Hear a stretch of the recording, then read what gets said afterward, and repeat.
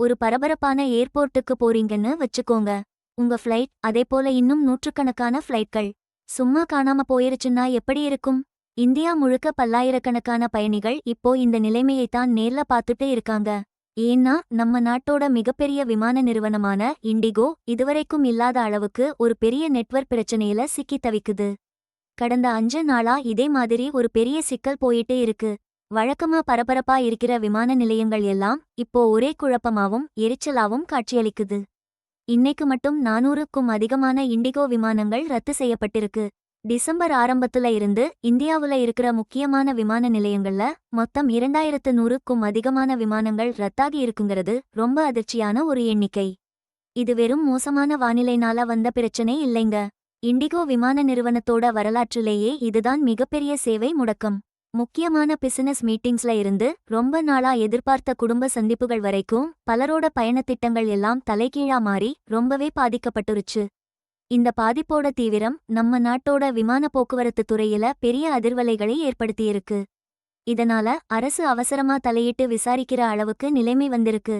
என்னதான் இதுக்கு காரணம்னு எல்லாருமே பரபரப்பா ஒரு பதிலை தேடிட்டு இருக்காங்க. சரியா, இந்த மிகப்பெரிய சரிவுக்கு என்னதான் காரணம்?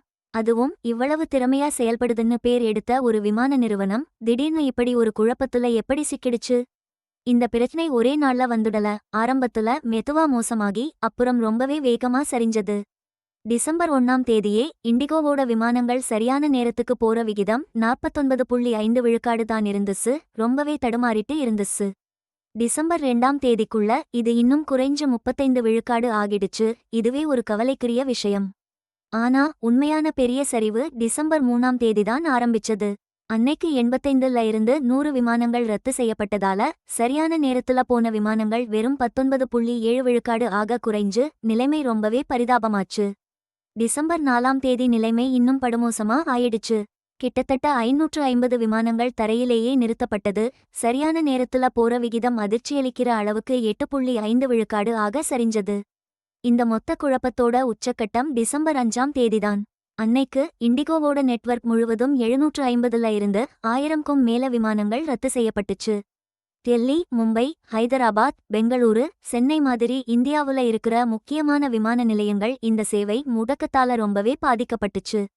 இந்த நகரங்கள் இந்தியாவுல உள்நாட்டு விமான பயணத்துக்கு உயர்நாடியா இருக்கிற இடங்கள். அங்கதான் அதிக நெரிசல், நீண்ட வரிசைகள், மறுபயணச்சீட்டு வாங்குறதுல பயங்கரமான சிக்கல்னு எல்லாம் உண்டாகி மக்கள் திக்குமுக்காடி போனாங்க. பயணிகள் ஏதாவது ஒரு தகவல் கிடைக்குமான்னு ரொம்பவும் ஏக்கத்தோட திரும்ப திரும்ப இண்டிகோ விமான நிலவரம் இல்லனா இண்டிகோ விமான பிரச்சனை தீர்ந்துடுச்சா அப்படின்னு தேடிட்டே இருந்தாங்க. ஆனா அவங்க எதிர்பார்த்த மாதிரி நிலைமை சீராகவே இல்லை. இந்த பிரச்சனையில் சிக்கியவர்களுக்கு இது ரொம்பவே தனிப்பட்ட முறையிலையும் பண ரீதியாகவும் பெரிய அடியா விழுந்திருக்கு. நீங்க டெல்லியில இருந்து பெங்களூருக்கு போகணும்னு நினைச்சிருக்கீங்கன்னு வெச்சுக்கோங்க. ஆனா உங்க இண்டிகோ விமானம் ரத்துன்னு தெரிஞ்சா அப்போ அங்க ஒரு பெரிய பரபரப்பு ஏற்படும். வேற விமானத்துல ஒரு வழி டிக்கெட்டுக்கு திடீர்னு 1 லட்சம் ரூபாய் வரைக்கும் கூட செலவாகலாம். இது ஏதோ ஒரு தனிப்பட்ட சம்பவம் இல்லைங்க, பரவலா எல்லா இடத்துலயும் நடக்கிற ஒரு விஷயம். விமானங்களோட சேவை குறைஞ்சதால ஏர் இந்தியா, விஸ்டாரா மாதிரியான மத்த விமான சேவை நிறுவனங்கள் மேல தேவைங்கிற அழுத்தம் அதிகமாகிடுச்சு. இதோட விளைவு என்னன்னா, முக்கியமான உள்நாட்டு வழித்தடங்கள்ல சீட் கிடைக்காம பெரிய சிரமம். இண்டிகோ விமானங்களும் ஒன்னு வித்து தீர்ந்துடுச்சு, இல்லைன்னா கடைசி நேரத்துல ரொம்ப அதிக விலையில தான் கிடைக்குது. ஏற்கனவே விமானம் ரத்தானதால டென்ஷன்ல இருந்த பயணிகள் இப்போ ரொம்ப அதிக விலை கொடுத்து டிக்கெட் வாங்கணுமா இல்லை பயணத்தையே மொத்தமா ரத்து பண்ணிடலாமான்னு ஒரு வழி தெரியாம திணறினாங்க. இதுல நிறைய மனதை உருக்கும் சோக கதைகளும் இருக்குங்க. பரீட்சை எழுத முடியாம போனவங்க, மருத்துவ அப்பாயின்ட்மெண்ட்கள் தள்ளிப்போனது, முக்கியமான நேரத்துல குடும்பங்கள் பிரியுறதுன்னு இப்படி பலரும் பாதிக்கப்பட்டிருக்காங்க. இந்த நெருக்கடி நம்ம பயணத்திட்டங்கள் எவ்வளவு பலவீனமானதுன்னு வெளிச்சம் போட்டு காட்டியிருக்கு. ஒரே ஒரு விமான நிறுவனத்தோட செயல்பாட்டு கோளாறு ஒரு நாடு முழுக்க மக்களோட வாழ்க்கையை எந்தளவுக்கு புரட்டி போடும்னு இந்த சம்பவம் தெளிவா காமிச்சிருச்சு. இல்லைன்னா இப்போ பலரும் இந்த நாடு தழுவிய குளறுபடியை பாரத்னு சொல்லிட்டு இருக்காங்க. இந்த பயங்கரமா போட்டிருந்த பிரச்சனை அதிகாரிகளோட கண்ணுல படாமலா போகும்? இந்திய விமான போக்குவரத்து அமைச்சகம், மினிஸ்ட்ரி ஆஃப் சிவில் ஏவியேஷன் உடனடியா தலையிட்டுச்சு.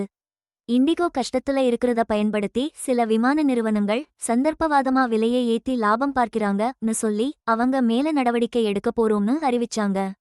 அமைச்சகம் தன்னோட அதிகாரத்தை பயன்படுத்தி பாதிக்கப்பட்ட வழித்தடங்கள்ல நியாயமான கட்டணங்கள் இருக்கிறத உறுதிப்படுத்தணும்னு சொன்னாங்க. இந்த திடீர் விலை உயர்வுகளுக்கு இது ஒரு நேரடி பதிலடிதான். இதே நேரம் இண்டிகோவுக்கும் பயங்கரமான அழுத்தம். அவங்க தங்களோட எல்லா சோஷியல் மீடியா பக்கங்கள்லயும் பயணிகளுக்கு பெரிய அளவுல சிரமம் ஏற்பட்டதை ஒத்துக்கிட்டு பொதுவா மன்னிப்பு கேட்டு ஒரு அறிவிப்பை வெளியிட்டாங்க. இந்த பாதிப்பை குறைக்கவும் கோபத்துல இருந்த பயணிகளை சமாதானப்படுத்தவும் இண்டிகோ ஒரு முக்கியமான அறிவிப்பை வெளியிட்டாங்க.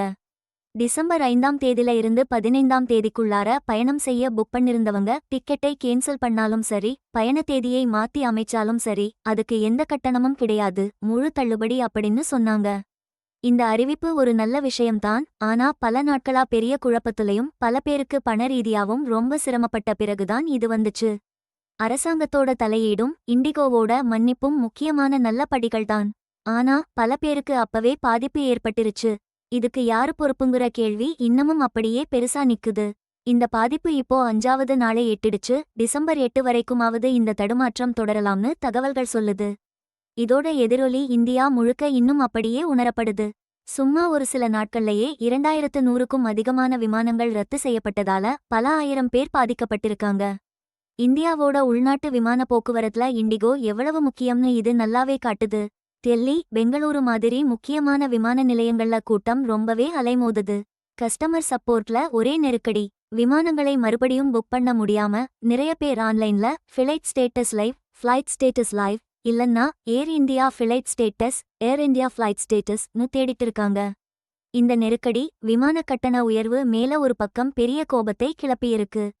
இன்னொரு பக்கம் நுகர்வோர் பாதுகாப்பு பத்தின கவலைகளையும் ரொம்பவே அதிகப்படுத்தியிருக்கு. நம்மளோட பயண அமைப்புகள் எல்லாம் எப்படி ஒன்றோடொன்று இணைஞ்சு இருக்கு, ஒரு சின்ன செயலிழப்பு கூட எப்படி நாடு தழுவிய பெரிய அவசர நிலையா மாறும்னு இது நமக்கு ஒரு பெரிய பாடமா அமைஞ்சிருக்கு. இப்பவரையிலும் பார்த்திராத இந்த விமான சேவை முடக்கத்துல இருந்து இந்தியா மீண்டு வரும்போது இதுல இருந்து நாம கத்துக்கிட்ட பாடங்கள் எதிர்கால கொள்கைகளையும் பயணிகளோட எதிர்பார்ப்புகளையும் கண்டிப்பா மாத்தும்.